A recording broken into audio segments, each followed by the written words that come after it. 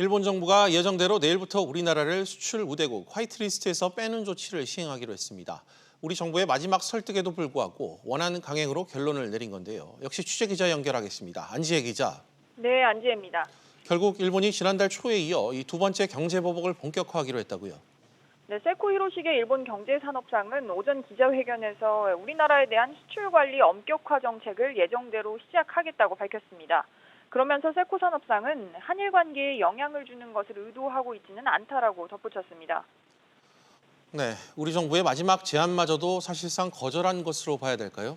네, 그렇습니다. 스가 요시히데 관방장관은 한일 간 군사정보보호협정, 그러니까 지소미아와 화이트리스트 제외는 차원이 다른 문제라고 선을 그었습니다.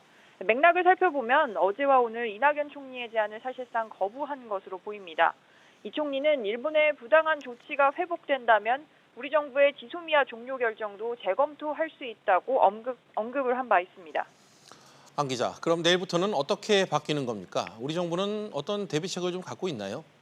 네, 내일부터는 한국이 화이트리스트에서 제외되면 앞으로 일본 기업이 우리나라로 수출을 하려고 할 때는 더 까다로운 절차를 거쳐야 합니다. 어떤 품목을 어떻게 제재할지는 일본의 발표와 또 향후 운영에 따라서 달라질 예정인데요. 여기에 대해서 우리 정부는 내일 소재 부품 장비 연구개발 투자 전략과 또 혁신 대책을 공식적으로 발표할 예정입니다.